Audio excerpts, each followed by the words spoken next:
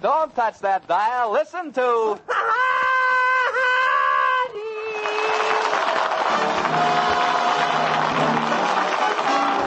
Yes, folks, it's another half hour of fun with Blondie and Dagwood, with Arthur Lake as Dagwood, Ann Rutherford as Blondie, and Hanley Stafford as Mr. Dithers.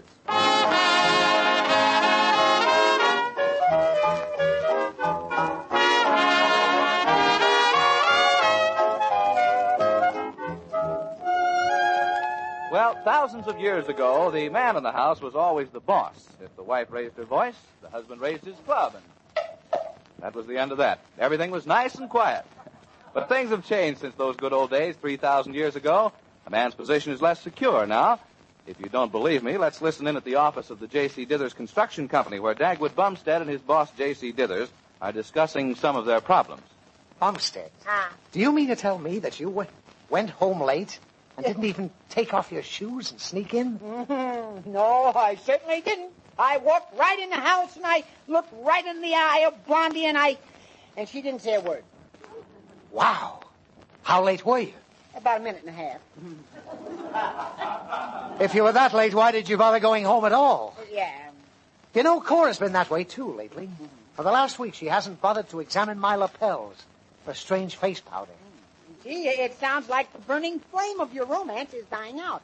That burning flame is now a pilot light.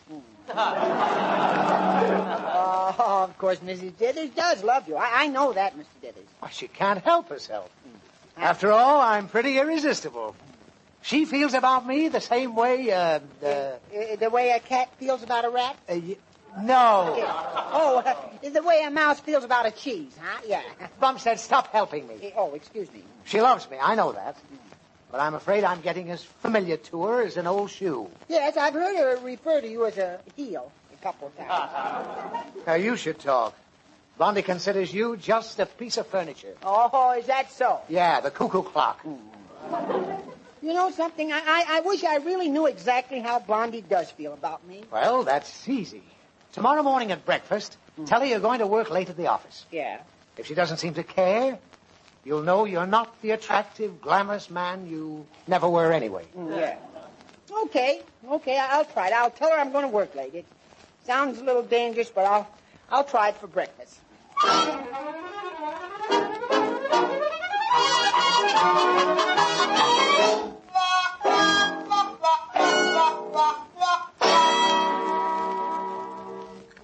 Good morning, Blondie, dear. Good morning, dear. Here's your coffee. Yeah.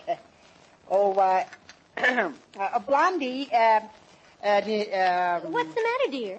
Well, I guess I've just got a lot of things on my mind. Dear, when I'm at the office, do you have things on your mind, like me, for instance? Why, of course, dear. I think of you every hour on the hour. Oh, now, how do you know you think of me every hour on the hour? I do, darling. I think of you whenever the clock strikes the hour and the little bird comes out and says, cuckoo. Yeah. That's very nice, dear. I'm very flattered. I hope you'll be thinking of poor little me tonight, though, because I'm going to have to work late at the office, dear. Aw, that's too bad. Yes, I hope you don't mind, Blondie. Oh, no, not at all. Yeah, why not? Well, why should I mind? Well, I thought maybe you were planning something special for dinner and would want me to come home.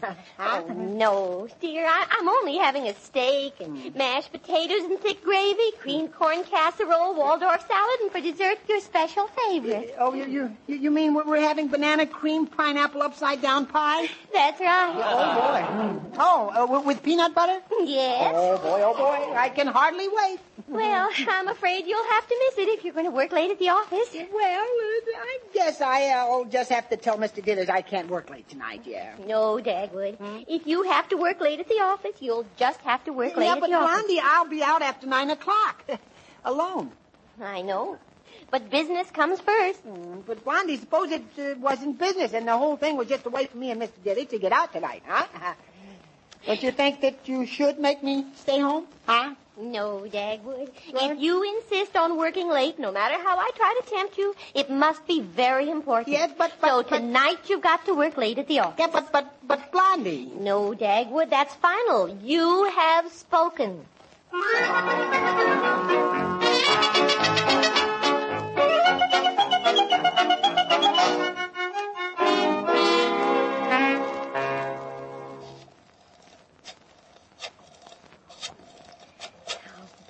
bet anything I'm right about this. Hello? Hello, Cora. This is Blondie. Oh, hello, Blondie. What's new? What's the latest dirt that's blowing up the alley?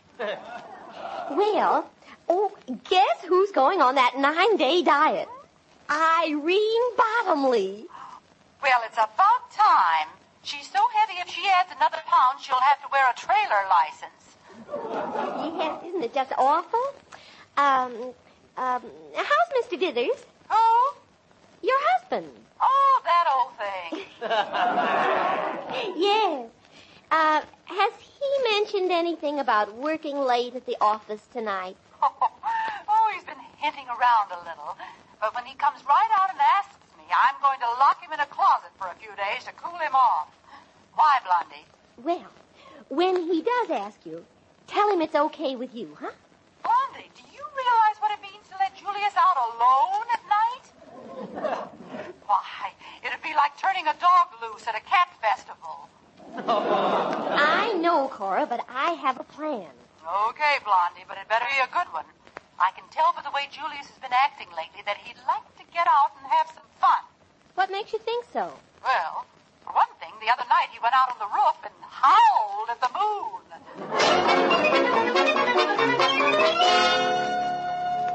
Well, Bumstead, how did you make out with Blondie? Yeah, well, not so good, Mr. Dithers. I told her that I had to work late tonight, and you know what she said? She said, okay, go ahead. No kidding. Yeah. Well, you did it right, I guess. You've got to be forceful and run your house like a government. Yeah. Show your wife that you're the president. Yes. Well, how did you make out with your wife? Now, she hit me with a ballot box. With stuff, too. Yeah. You mean that you can't work tonight? Well, I hinted around, and she kept saying, no, no, no. Oh, couldn't make up her mind, huh? So I'm going to call her right now and tell her I'm working late, and that's all there is to it. Good for you, Mr. Dithers. That's what I like. But, you know, I was sort of worried about the way that Blondie didn't even care at all. Do you suppose she's really lost a little interest in me? Oh, why not? Just wait till Cora answers this phone. I'll tell her. Who does she think she is, telling me what to... Oh, hello, honeypot. This is Julie, your lover boy. About tonight, honeypot.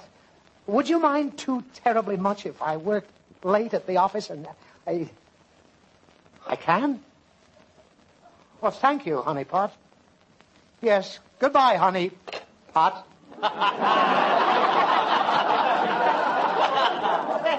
Boy, you sure told her a thing or two. She didn't argue about it a bit. A fine wife. Huh? I got a good notion to call her back and tell her she had any brains, she'd never let me out tonight. Yeah, well, why don't you do it? Go ahead, Mr. Dithers. Here, I'll dial it for you. Bumstead, put down that phone. Ouch, Mr. Dithers, take your foot off my hand. Oh. Well, if our wives are going to take us for granted, they're making a big mistake. We'll just stay out tonight and have a big fun time. Yeah, whoopee. Oh, what's the matter, Bummy? Tonight we'll be riding high, wide, and handsome. Yeah, and if our wives find out, we'll end up low, flat, and frightful.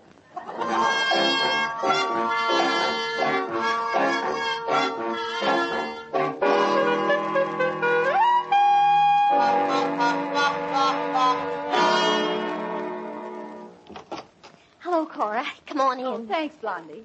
Well, come on, what's your plan? And Julius called up and I let him off his leash. He'll be out in the town tonight. Well, so will Dagwood. Now, look, Cora, we know that all they want to do is have a good time. Mm-hmm. And, of course, I'm sure, as far as Dagwood is concerned, getting out and having some fun is just a temporary idea. And as far as Julius is concerned, it's a permanent obsession. Cora, you know the boys wouldn't think of doing anything wrong. Blondie, are you out of your mind? Julius doesn't think about anything else. What do you think Dagwood thinks about? Well, that's very hard to tell. The first thing he thinks of is eating. The second thing is sleeping. I know what the third thing is. Yes, back to eating again. Well, then, why are you worried about what'll happen to Dagwood? Well, Cora, Dagwood is so kind-hearted that if a strange girl asked him to take her out to dinner and a movie, why, he just wouldn't have the heart to refuse. Oh, Julius is even kinder-hearted. He'd save the girl the trouble of asking him. Well, yes, I know he does eye all the girls. Oh. We were shopping in Ormondy's yesterday, and he was eyeing every good-looking salesgirl. Did you say anything to him about it? No, I just struck while the eyeing was hot. Blondie, I just don't trust any man. Well, I trust Dagwood implicitly. Oh? Then why are we getting together to talk about the boys? Well, so I can trap him. Now you're talking my language. What have you got up your sleeve? Well, Barbara Cunningham has a very good-looking sister who's studying to be an actress. Uh-huh. Now, sister's name is Marjorie, and she's visiting Barbara rather right now. I think I begin to catch on. You see? Mm-hmm. Oh, it'll work out just fine for everybody. Marjorie will get some wonderful experience acting, and when the boys come out of the office, she'll accidentally meet them and get them to take her to dinner and so forth. Oh. Then when they get home, we'll know just where they've been. Blondie, that's a wonderful idea. Oh, I knew you'd think so. But just in case, I'm still going to keep my batting eye in shape by practicing on empty coconuts.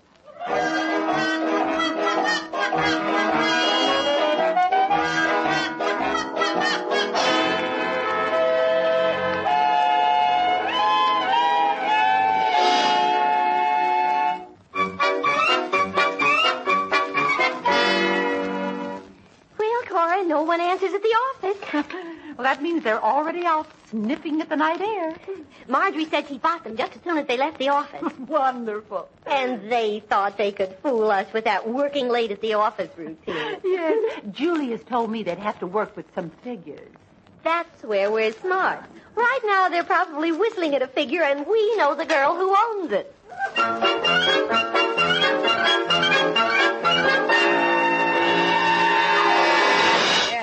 I think we should have answered the phone when it rang as we were leaving, Mr. Dithers. And maybe it was the girls, and they're kind of worried about us. Well, that's fine. You seem to forget that we want them to be worried about us. And if possible, a little jealous. Oh, yeah, that's right. Gee, it's nice to walk down the street on a windy spring night. All the little secretaries are going home, I suppose. Yeah. Well, come on, let's cross the street. No, let's stand here on the corner and enjoy the wind. What? You know the old saying, it's an ill wind that shows nobody something good. Hey, look, J.C., a lady's hat is blowing this way. Dibs on it. No, you don't know. I saw it first here. You know, I've got it. No, my hand. You know, I never felt it. Hand me that hat, bonehead. Hey, Huh? there's the girl who lost it across the street. Oh, boy, get a load of that. Yeah, hey, she's waving at us. Hey, let's not run so fast, Mr. Dithers. I wonder if the wind really blew her hat off or whether she sailed it in our direction, huh? Look at that figure. Do you suppose she's wearing a gossamer narrow line? What? Oh, yes, of course it. Oh, thank you all very much for saving my little old hat. Oh, thank you. No, thank you all. Oh, no, thank you all. Bum said, What? your face is hanging out. Excuse me, I'll tuck it back in. The wind was blowing, so I just couldn't hold myself together. Ma'am, as far as I'm concerned, everything I can see is held together fine. And all in the right places. My goodness, you say the nicest little old thing. I can see that you're from the little old South. Shona, how could you all tell? Because you have a Mason and Dixon line. Oh, that cackle. It sounds like the mating call of a Rhode Island, if you'll pardon the expression, red. Are you serenading a fresh egg? You'll pardon my friend. He isn't very bright. You see, the wind keeps blowing his head off. Yeah, and I almost lost my head over you. Aw, you're just so sweet and darling to say that to little old me. Oh, go on. I are not. He's right, he are not. Now then, can we help you in any way at all possible? Well, I wondered if y'all could recommend a good place for me to eat. I'm a stranger in town, and I don't know my way around yet. Well, shake hands with somebody who does. We're going to get along beautifully, you gorgeous hunk of stuff. So you talk like a little old lady's man. Oh, don't let the truth deceive you. Yeah. Yeah, you should see some of the little old ladies he goes around with. Bumstead, would you please go away and drop your head in that trash can? Yeah, that's it. How would you like to join me for dinner? Oh, I'd love to. It certainly is exciting to be taken to dinner by two tall, dark, handsome strangers. Oh, I'm not so tall and so dark. But you're strange, all right. My, but you're both handsome. You're just saying that because you're hungry, I bet. Hey, look, maybe you two had better go alone, huh? No. I need you. What for? Well, I'm pretty sure Cora couldn't whip the both of us. Yeah. Oh.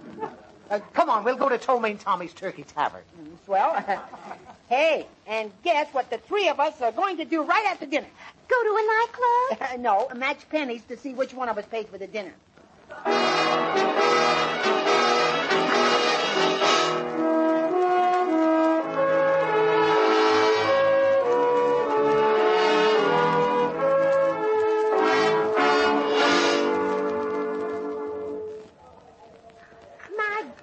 That sure enough was a wonderful dinner. I'll never understand how one little girl could eat 3 orders of broiled squab without it showing someplace. Yeah.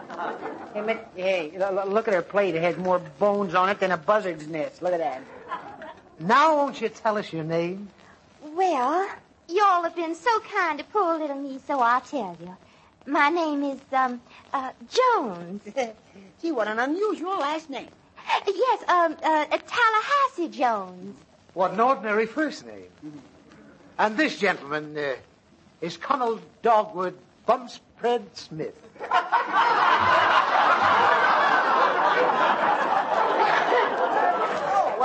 And how you all?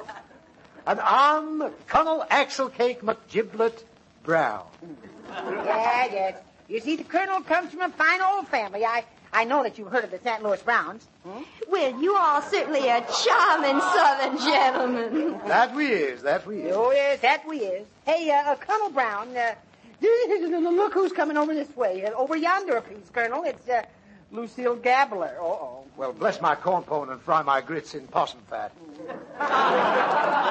Biggest gossip in town. Yeah.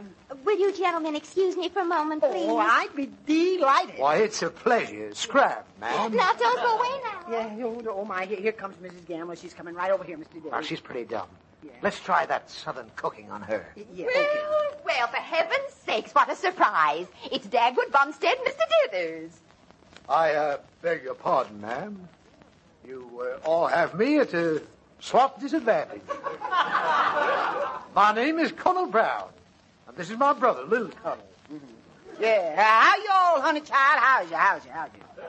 Why do you call him the Colonel? Because the Colonel's a nut. Yuck. Now, you certainly aren't going to tell me you aren't Dagwood, are you? Ma'am, you all must be confusing me with my twin brother. When he became a Yankee or a Pappy, this only meant he changed his name. Changed his name to Woodshed, didn't he, son? Brother? I can't remember. He looks so much like me sometimes, I don't know whether I'm he or me. Oh, now how can you say that? I know you, Dagwood Bumstead. Oh, the poor lady. She's just a little bit touched. They must have stood her out in the sun too long today. Huh, Colonel? Here, ma'am. Here's a 2-bit piece. Go get yourself a psychoanalyze. Oh, you can't fool me, Mr. Dithers. I know you, and I just wish Cora were here. Please. I just finished eating. Why, I don't know of whom you are speaking of. Who? Was that girl who was here a minute ago? That was Miss Tallahassee Jones. She's very pretty. A lovely flower of the South. Her eyes are like violets and lips like petals. Yeah, bicycle pedals. Yuck. Hush your mouth, Mr. Interlocutor, or I'll run your little pinky in the cotton gin. I wonder if either of you Southern gentlemen noticed that Miss Tallahassee Jones just went out the front door. And another thing, Dagwood. What? Oh, excuse me. I meant to say Colonel. Who? She's talking to you all, Bumstead. Oh, that wrecked it. Well. Yeah, well, you see, that was just a little joke, Mrs. Gapler. Well, I must hurry right home.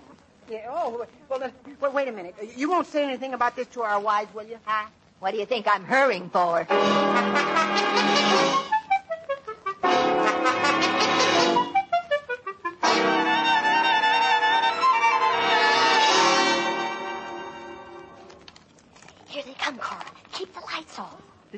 time I've known who Julius was with when he was working late at the office.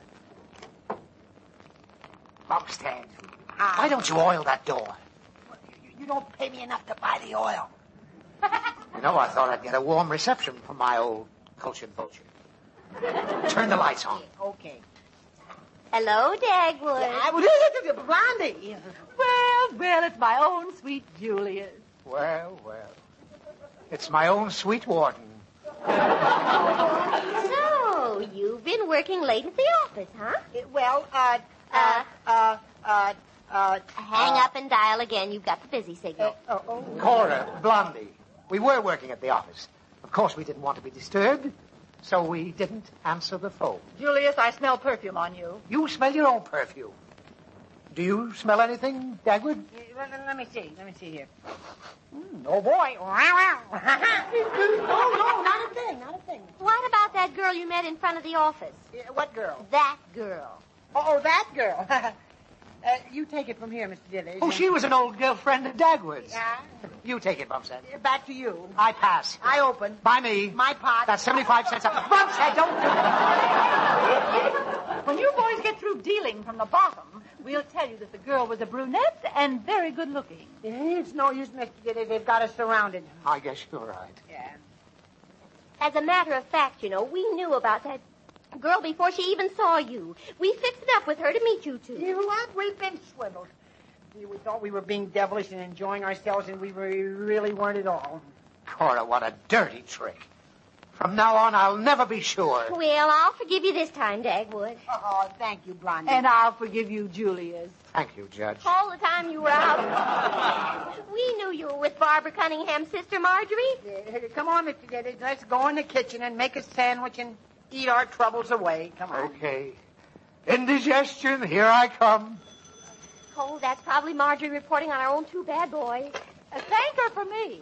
Hello? Yes, Marjorie. Oh, Cora and I want to thank you so much for what you... What? Oh, I see. Yes. Goodbye. What happened? Did she fall in love with them? Cora, Marjorie didn't meet the boys at all. They were out with somebody else. Oh,